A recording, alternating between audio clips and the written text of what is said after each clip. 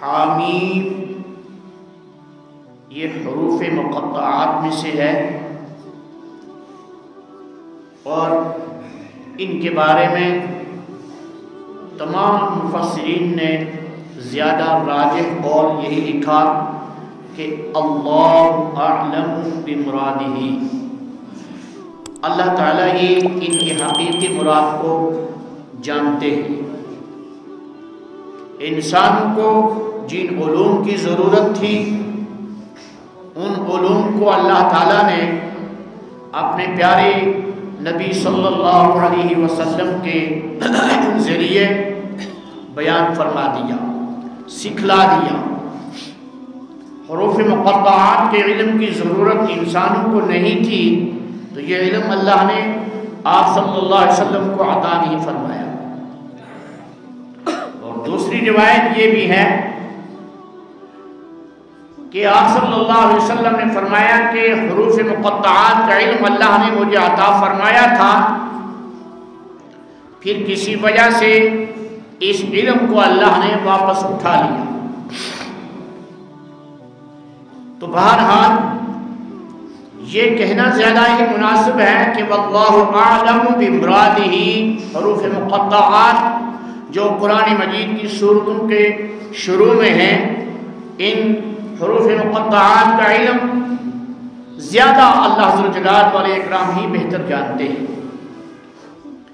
والکتاب المبین، اس آیت میں اللہ ذوالجلال والاکرام فرماتے ہیں کہ مجھے ایک واضح اور روشن کتاب کی قسم ہے، اور اس سے مراد قرآن مجید ہے، جس وضاحت کے ساتھ اور جس تفصیل کے ساتھ قرآن مجید میں اللہ تعالیٰ نے اسلامی احکامات بیان فرمائے، عقائد بیان فرمائے، یہ وضاحت اور یہ تفصیل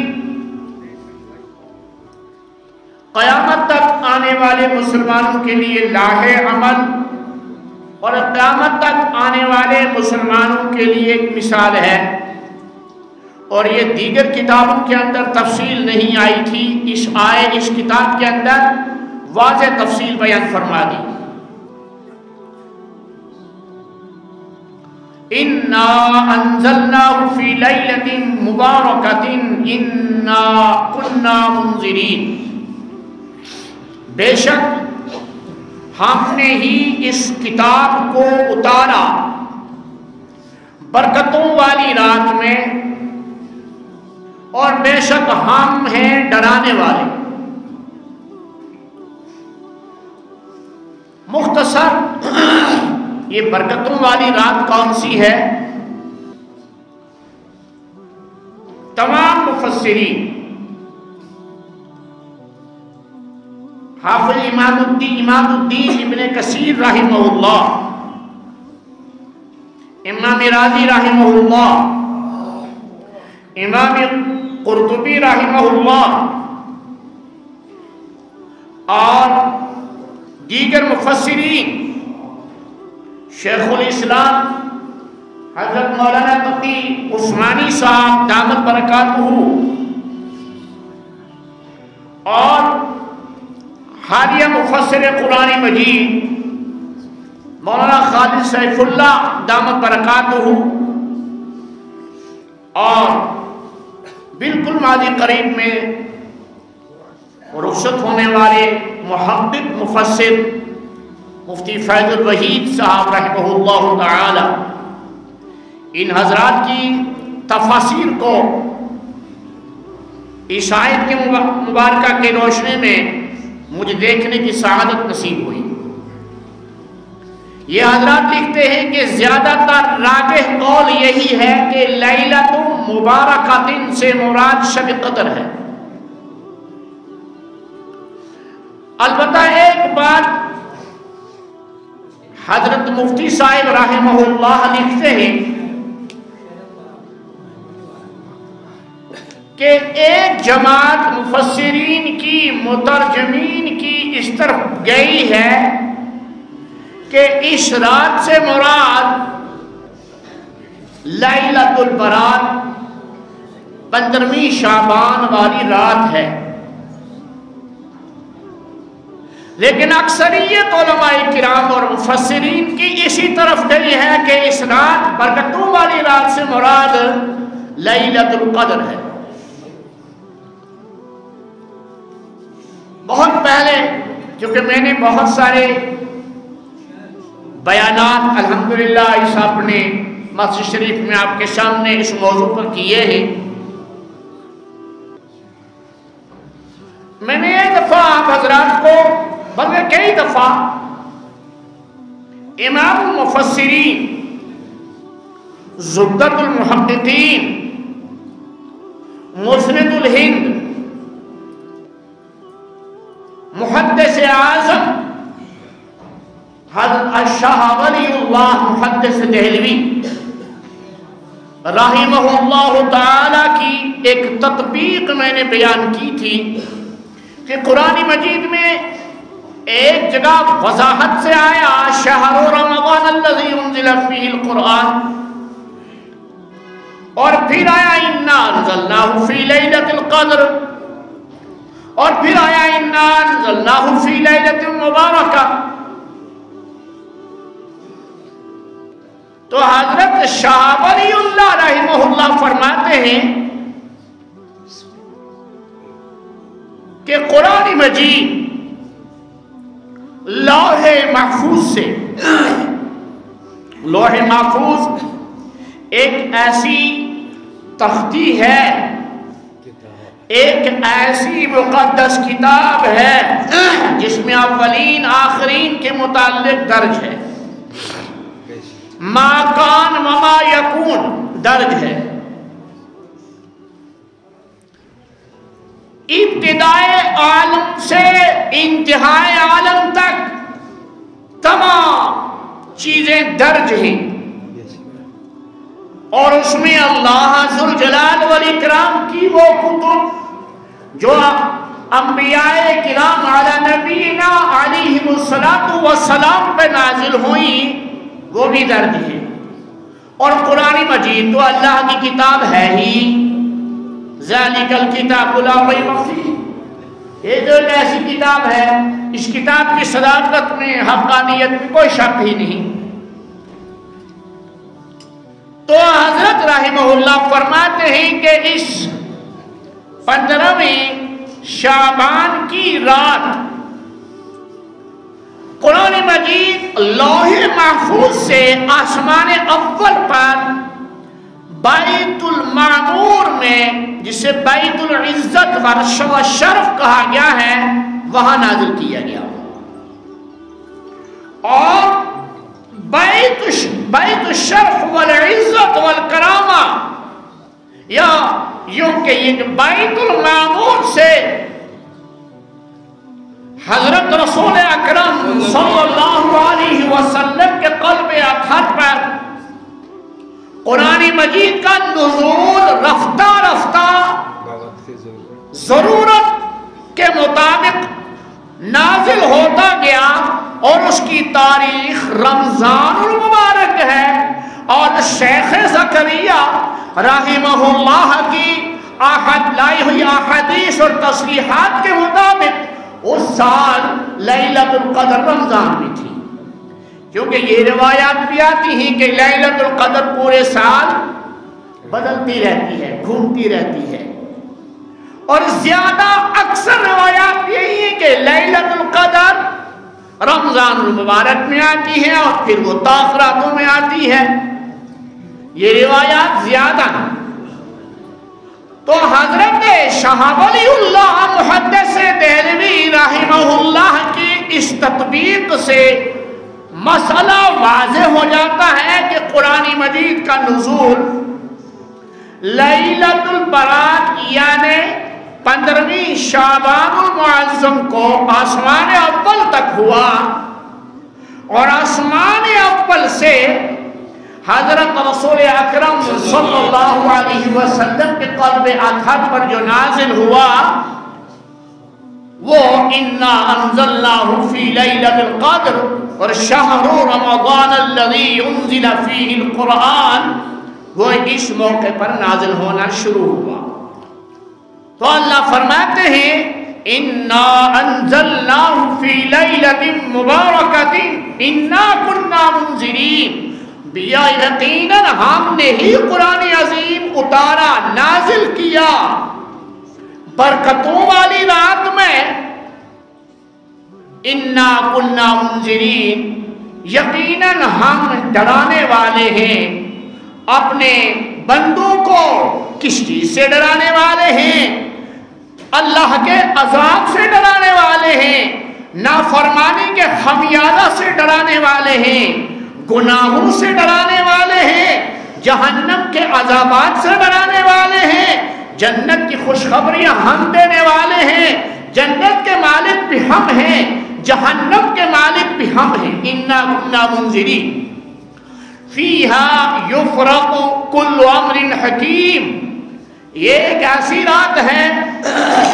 اب چونکہ حضرت شاہ ولی اللہ محدث دہلوی رحمہ اللہ کے اس تصریح کے مطابق، صراحت کے مطابق جو میں نے آپ کے سامنے رکھی، اس کے مطابق قرآن مجید لیلۃ البراۃ میں نازل ہوا، پورا قرآن مجید آسمان اول تک نازل ہوا، تو فیہا سے مراد یہی برکت والی رات، فیہا یفرح کل امر حکیم، اس رات کے اندر فرق کر دیا جاتا ہے، علیحدہ کر دیا جاتا ہے، جدا کر دیا جاتا ہے ہر حکمت والے معاملے کو۔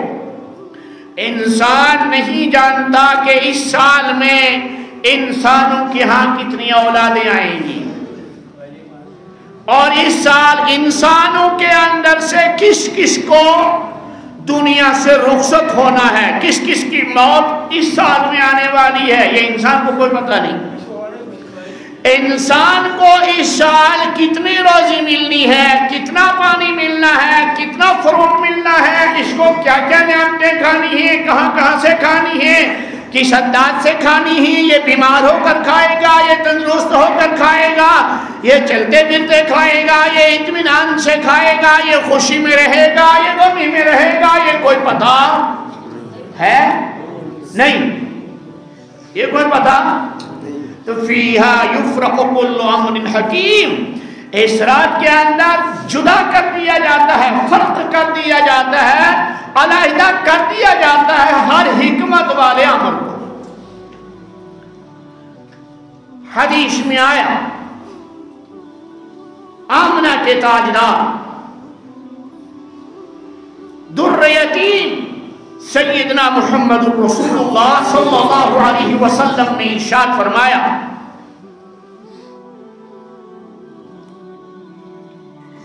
کہ اس رات کے اندر بنو کلب کی بکریوں کے جسم پر جتنے بال ہیں، اور عرب کے اندر بنو کلب جو خاندان اور قبیلہ تھا وہ سب سے زیادہ مالدار تھا، اس لیے اس کی مثال دی، فرمایا کہ بنو کلب کے بکریوں کے جسم پر جتنے بال ہیں اس سے زیادہ لوگوں کی مغفرت کر دی جاتی ہے۔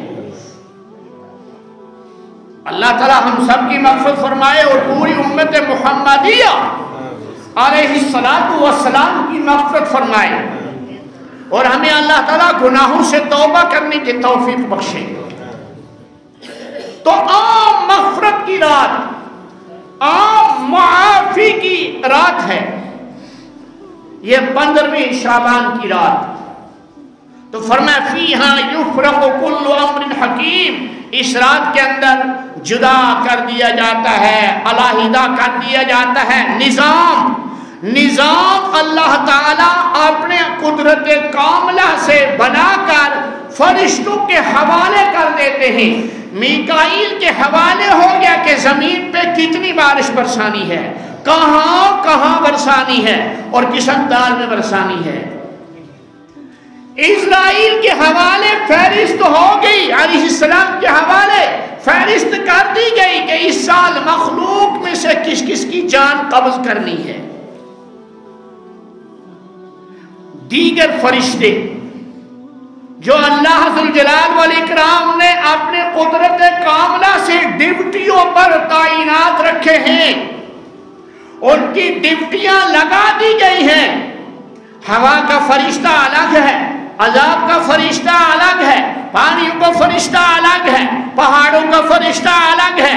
اسی طریقے سے جو جو چیزیں کائنات کے اندر ہیں، یہ سارے کی ساری کائنات کے اندر چیزیں جو ہیں، ان تمام چیزوں کا نظام اللہ کی جانب سے مترتب ہو کر، متعین ہو کر، فائل کی شکل کے اندر فرشتوں کے حوالے نظام کر دیا جاتا ہے.